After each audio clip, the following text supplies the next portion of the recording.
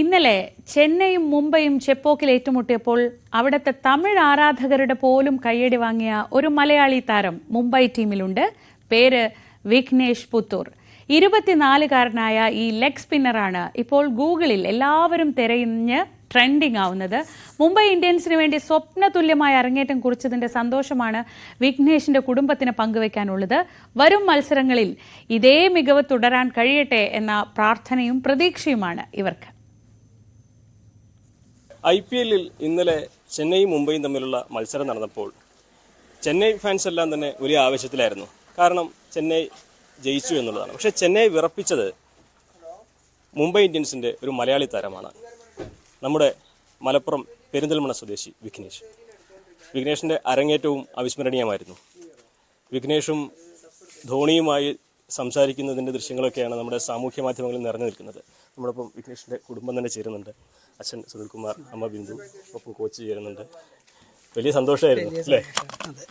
എന്താണ് ആദ്യം മകനെ ഈ ഒരു സ്ക്രീനിൽ കളിക്കുന്നത് കാണുമ്പോൾ തോന്നിയത്? അത് ഇന്നലെ ഇറങ്ങുന്നും പ്രതീക്ഷ ഉണ്ടായില്ല. പെട്ടെന്ന് ഇറങ്ങി നന്നായി പെർഫോം ചെയ്തു. 3 വിക്കറ്റ് എടുത്തു. വലിയ സന്തോഷമുണ്ട്. നമ്മൾ പ്രതീക്ഷിക്കാതെ വന്നതാണ്. അതിൽ അതിയായ സന്തോഷമുണ്ട്. മത്സരത്തിന് മുമ്പ് വിളിച്ചിരുന്നോ? പോകുമ്പോൾ വിളിച്ചിട്ടുണ്ടായിരുന്നു. പിന്നെ കളി കഴിഞ്ഞ് വന്നിട്ട് പിന്നെ വിളിച്ചു. 12 മണിയായപ്പോൾ വിളിച്ചിട്ടുണ്ട്.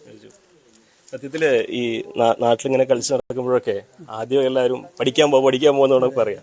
പക്ഷെ ഈ അവന്റെ താല്പര്യം ഈ ക്രിക്കറ്റിലാണെന്ന് മനസ്സിലാക്കി പിന്തുണ കൊടുക്കാൻ കഴിഞ്ഞതും ഇന്നിപ്പോൾ അവന് ഈ ഒരു IPL ഒരു പ്രധാന മത്സരത്തിൽ 3 വിക്കറ്റ് എടുത്ത് അരങ്ങേറ്റം കുറിക്കുന്നത് കാണുമ്പോഴും എന്താണ് തോന്നുന്നത്?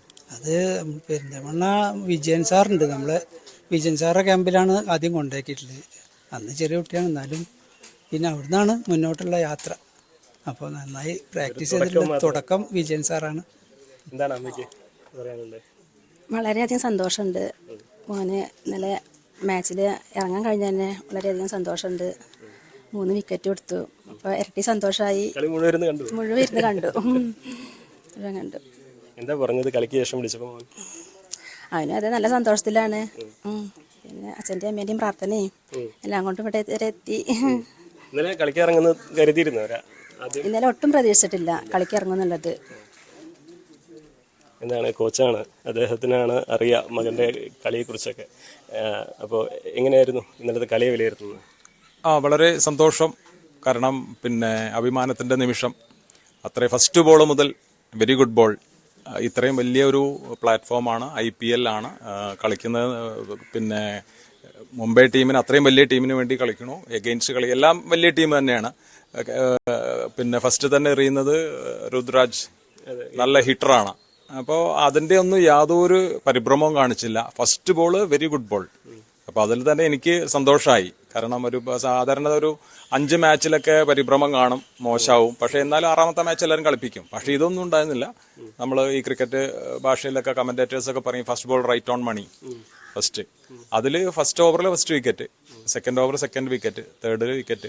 അതിലൊക്കെ ആ 3 ഓവറിലും 4 6 കൊടുത്തില്ല. അപ്പോൾ നല്ല പിടിച്ചെറിഞ്ഞു, നല്ല രീതിയിൽ എറിഞ്ഞു. അപ്പോൾ ഇത് ഫീൽഡിങ്ങും നന്നായി ചെയ്തു. പക്ഷെ അദ്ദേഹത്തിന്റെ വിഘ്നേഷിന്റെ സ്ട്രെങ്ത് എന്ന് പറഞ്ഞാൽ ബൗളിംഗ് തന്നെയാണ്. അപ്പൊ നല്ല ഏരിയയിൽ ചെയ്തു. അപ്പൊ ഇത് എല്ലാം ആയി എന്ന് വിചാരിച്ച് ഗ്രാഫ് നിർത്താതിരിക്കുക. ഗ്രാഫ് മുകളിലേക്ക് തന്നെ പോകണം. ഇപ്പൊ ചെയ്തതിനേക്കാളും ഹാർഡ് വർക്ക് കൂടുതൽ ചെയ്തു കഴിഞ്ഞാൽ ഇത്രയും നല്ലൊരു പ്ലാറ്റ്ഫോമാണ്. അപ്പൊ ഇന്നലെ വരെ ഇപ്പൊ നമ്മളടുത്ത് ചോദിച്ചു കഴിഞ്ഞാൽ ഇന്ത്യയിൽ ആരൊക്കെ ചൈനാമനെ എറിയുന്നതെന്ന് വെച്ചാൽ കുൽദീപ് യാദവ് എന്നൊരാളുടെ പേരാ പറയുക. അപ്പൊ ഇന്നലെ ഒരു 10 മണിക്ക് ശേഷം വിഘ്നേഷിനും കൂടി പറയും. എങ്ങനെയാണ് ഈ ചൈനാമാനിലേക്ക് അവനെ മാറ്റിയെടുത്തത്? ആദ്യം എങ്ങനെയാണ് അവന്റെ ബോളിംഗ് ഉണ്ടായിരുന്നത്? അല്ല, അത് സാധാരണ പിന്നെ കുട്ടികളുടെ മാതിരി പിന്നെ എല്ലാവർക്കും ഫാസ്റ്റ് ബോളിംഗ് ഇഷ്ടമുണ്ടാവും, സ്പിൻ ഉണ്ടാവും, ഓഫ് സ്പിൻ, ലെഗ് സ്പിൻ എല്ലാം അറിയും. അപ്പൊ അതിൽ എറിയുമ്പോൾ നമ്മളെ രവീന്ദ്ര ജഡേജയുടെ മാതിരി ലെഫ്റ്റ് ഹാഫ് സ്പിൻ എറിഞ്ഞിരുന്നു. അതിന്റെ കൂടെ ഇത് നോക്കി അതെല്ലാം കളിക്കുമ്പോൾ ആ 10 വയസ്സ് 12 വയസ്സിലെല്ലാം നോക്കും നമ്മൾ. അപ്പൊ അത് കഴിഞ്ഞ് ചിലപ്പോൾ ആ കുട്ടി നല്ല വിക്കറ്റ് കീപ്പർ ആവും. അപ്പൊ എല്ലാം നമ്മൾ ശ്രമിച്ചിരിക്കും. അപ്പൊ അതിൽ പ്രത്യേകിച്ച് ഈ ചൈനാമാൻ എറിയുമ്പോൾ അത് വളരെ ബുദ്ധിമുട്ടാണ്. ലെഗ് സ്പിൻ ബുദ്ധിമുട്ടാണ്, ലെഫ്റ്റ് ആം ലെഗ് സ്പിൻ അതിനേക്കാൾ നല്ല പിന്നെ ബുദ്ധിമുട്ടുള്ള കാര്യമാണ്. പക്ഷെ അത് ഈ പറഞ്ഞു കൊടുക്കുന്നതൊക്കെ നന്നായിട്ട് ചെയ്ത് നല്ല രീതിയിൽ ചെയ്യാൻ പറ്റി. പിന്നെ ആള് വളരെ ഒരു കൂൾ കസ്റ്റമറാണ്. ഇവിടെ ചേർക്കാൻ വന്നപ്പോൾ തന്നെ ബാബുവേട്ടൻ പറഞ്ഞു കുറച്ച് അന്തർമുഖനാണ്, അധികം സംസാരിക്കില്ല, പറഞ്ഞു കഴിഞ്ഞാൽ പരിഭ്രമിക്കുന്നു. ഞാൻ പറഞ്ഞു അത് കുഴപ്പമില്ല, ക്രിക്കറ്റിൽ നമ്മൾ അധികം സംസാരിക്കേണ്ട ആവശ്യമില്ലല്ലോ. ഓടുമ്പോൾ സ്നോ എന്ന് പറയണം, അല്ലെങ്കിൽ അപ്പീൽ ചെയ്യുമ്പോൾ വിസാറ്റ് പറയണം. അല്ലാണ്ട് അധികം സംസാരിച്ച് പ്രശ്നമാക്കേണ്ട ആവശ്യമില്ല. പക്ഷേ ഈ പഠിപ്പിച്ചു കൊടുക്കുന്നത് കറക്റ്റായിട്ട് ചെയ്യുക. അത് മാച്ചിലാണെങ്കിലും പ്രാക്ടീസിലാണ് ചെയ്യുക. നല്ലോണം പിന്നെ ആബ്സെൻ്റ് ആവാതെ വരിക. ഇനി അഥവാ ആബ്സെൻ്റ് ആണെങ്കിൽ അവൻ റീസൺ പറയില്ല. പരീക്ഷയാണെങ്കിൽ അച്ഛൻ പറയണം. കാരണം അങ്ങനെ വന്ന് ഫേസ് ചെയ്ത് പറയില്ല. പക്ഷേ ആ മൈനസ് പോയിൻ്റൊക്കെ ക്രിക്കറ്റിൽ പ്ലസ് ആയിരുന്നു.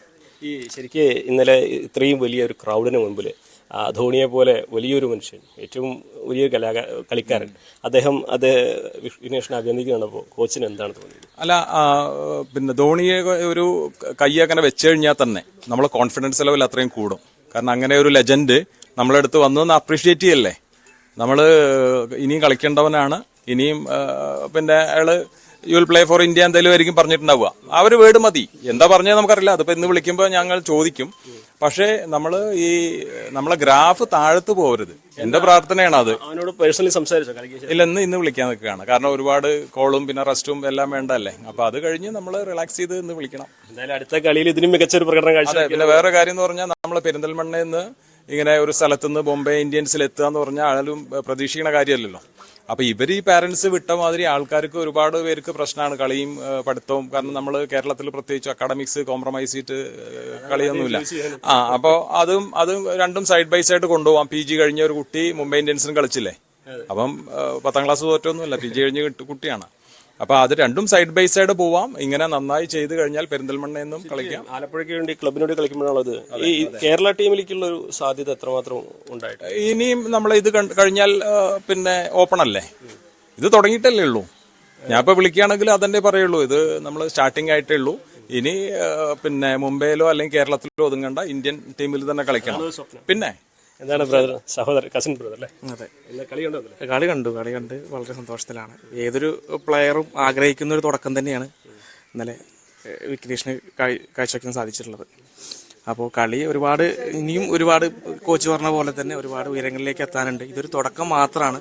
ഇത്തരത്തിൽ ഇങ്ങനെ 3 വിക്കറ്റ് നേടി ടീമിനെ കളിയെ പിടിച്ചു നിർത്തിയതിൽ നിർണായക പങ്ക് വഹിച്ചതിൽ വളരെ വലിയ സന്തോഷം. ഇനിയുള്ള മത്സരങ്ങളിലും ആ മികവ് തുടരാനാവട്ടെ. നല്ല പ്രാർത്ഥന. അതാണ് കുടുംബത്തിന് പറയാനുള്ളത്. ഏറെ പ്രതീക്ഷകളുണ്ട്, ഏറെ പ്രാർത്ഥനകളുണ്ട്. അതെല്ലാം തന്നെ തുടരാൻ, നിലനിർത്താൻ കഴിയട്ടെ എന്ന് മാത്രം നമുക്കും ആശംസിക്കാം. അഖിലോട്ട് പാർക്കൊപ്പം CV അനുമോദ്, ന്യൂസ് 18.